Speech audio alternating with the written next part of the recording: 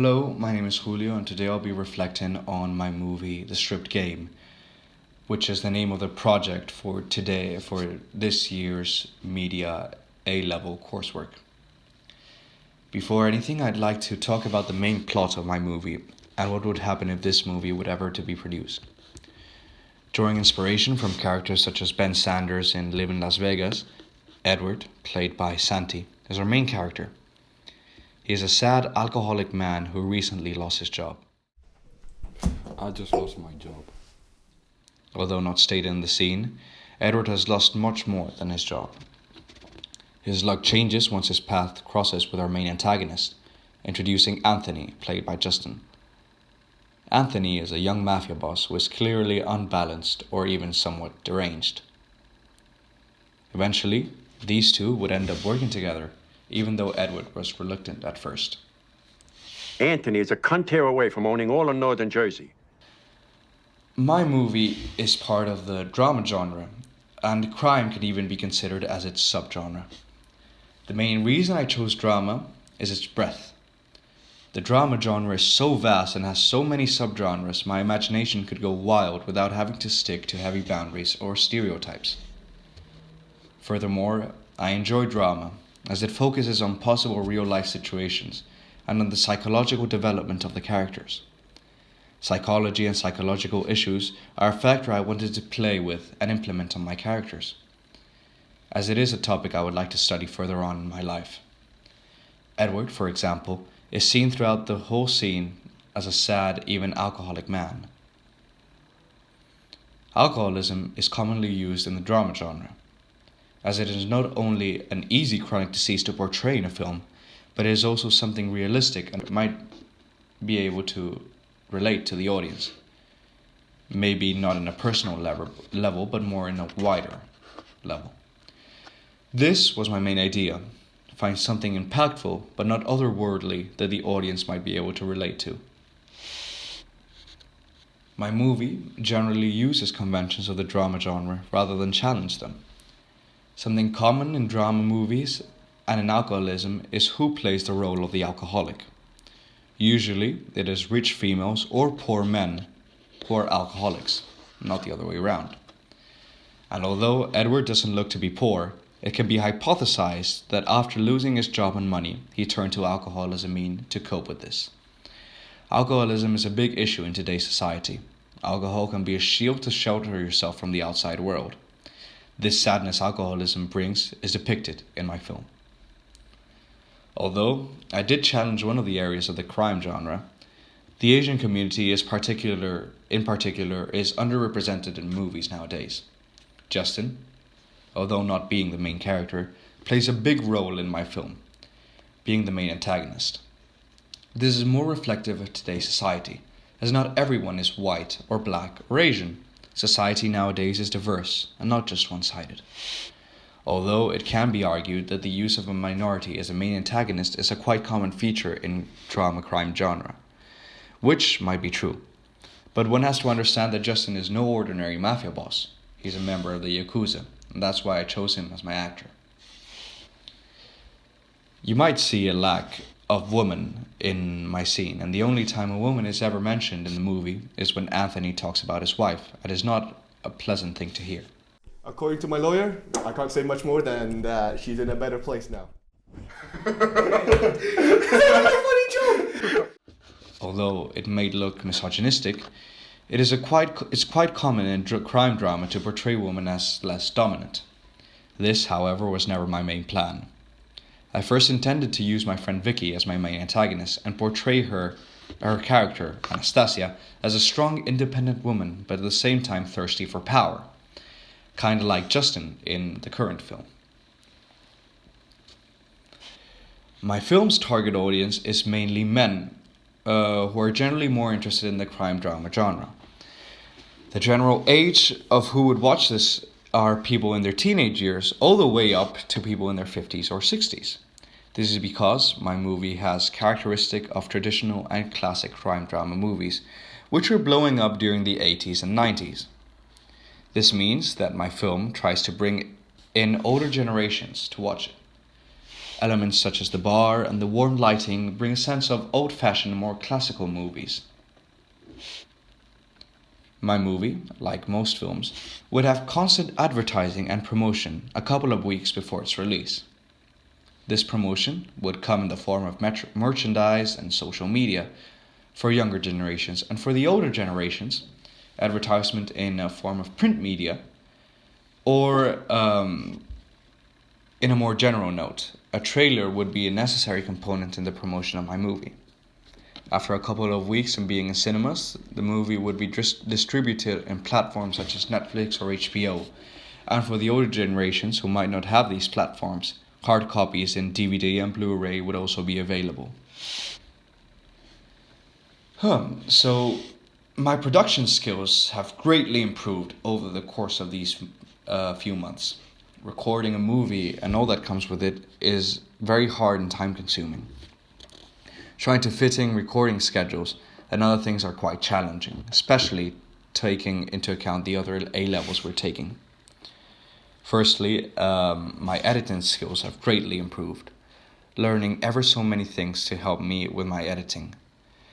At the start of the year, I barely knew how to cut a scene, but thanks to peers and YouTube videos, the editing process has been quite smooth. These improvements do not just limit themselves to Premiere Pro only. My Photoshop skills have greatly improved too, from practically zero knowledge to being able to color correct images. I believe that my ideas have been in a constant shift throughout the couple of months. My original design had to take a turnaround due to my actress's inability to record on my planned days. As I didn't want to postpone my recording anymore, I decided to change the script and implement a new actor, Justin, who now plays the main antagonist. The skills that I developed due to this was adaptability and meeting challenges with initiative. Although this may seem quite reckless at the surface, I believe it was the right call. If I didn't do that, I cannot imagine in what situation I'd be in right now. So I use a lot of technologies to be able to help me in this production. Starting off with research. Research has been key in production, and that of course we needed the internet, and especially YouTube. YouTube has been of great help to me, not only because it helped me research the genre, certain films, etc. It actually helped me with production, as I mentioned before.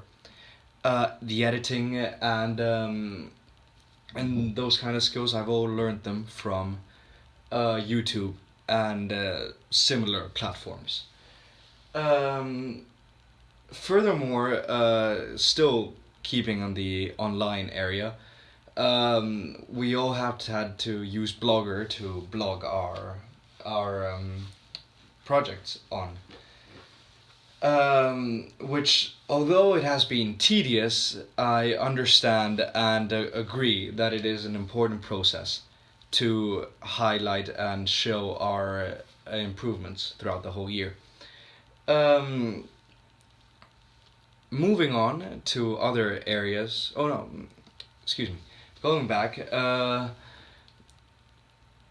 I used various different websites to have merchandise, as seen in previous blog posts, and furthermore, the internet has helped me in my creation of the logo. Right before I had the siren, I had no idea how my logo would be. Now, moving on. Premiere has been my main source of editing. As I said before, Premiere was quite hard to use in this at the start of this year, but throughout the year I've learned how to manage it, how to control it, and now I feel quite confident, and I'm encouraged to keep using Premiere Pro throughout the rest of next year when we finish the A level. Hardware, of course, we had to use computers.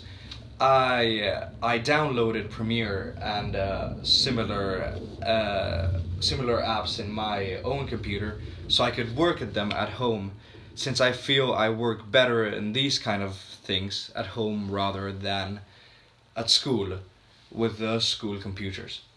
Mm, Furthermore, trying to find the song was quite a hard process. I've seen most of the bar scenes in real life, and I haven't seen them use a lot of music. I believed that this was going to be a good idea and not implement any music in the bar, but then it would just seem quite dull. So instead, I found a midpoint. While searching on YouTube, one of my a recommended song, um, I believed the beat was good. So therefore, I downloaded that song in Spotify, kept listening to it quite a few times, and then found the only instrumental version on YouTube. I downloaded that through MP3 from YouTube to MP3 converter and added it into the scene. The music here is a low beat added when Justin comes in. It ends when the actual bar scene finishes, and Santi's own scene starts again. Mm, the actual sounds of the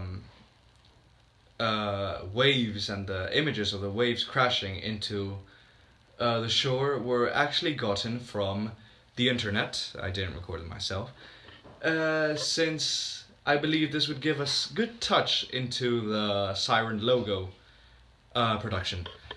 Mm, Apart from that, nothing else was gotten from the internet, and it was all either recorded from me, or yeah, recorded from me basically.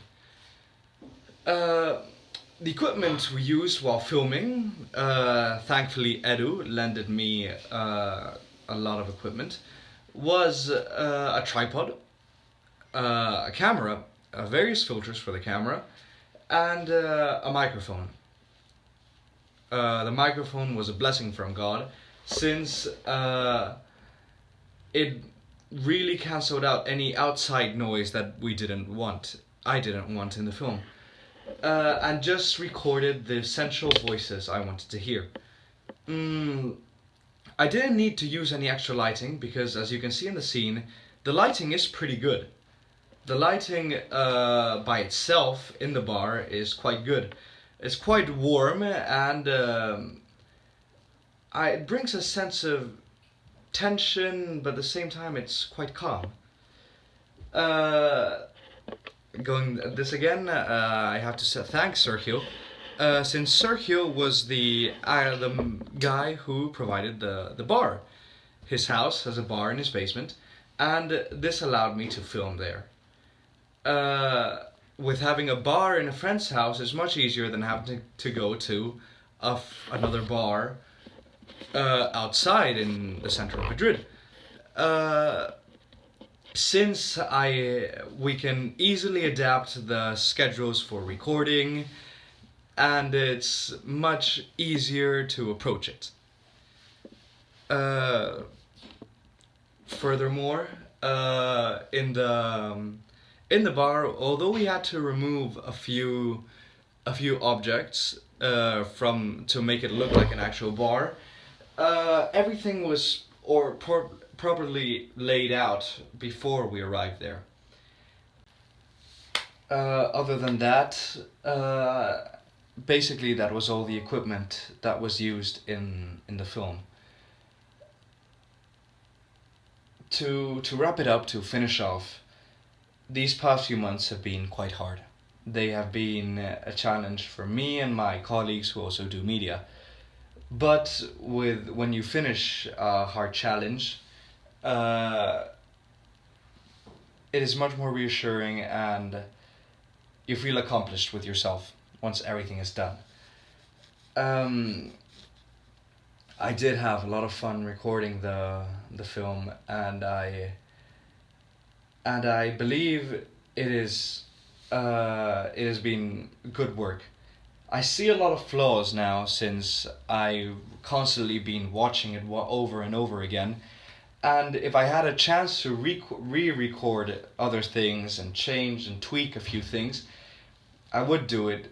But overall, I am quite proud with my project, and I feel much more confident for next year, and I'm ready to take on any other challenge since I've seen what I've done wrong in this couple of months, and I know and I will change and improve on myself.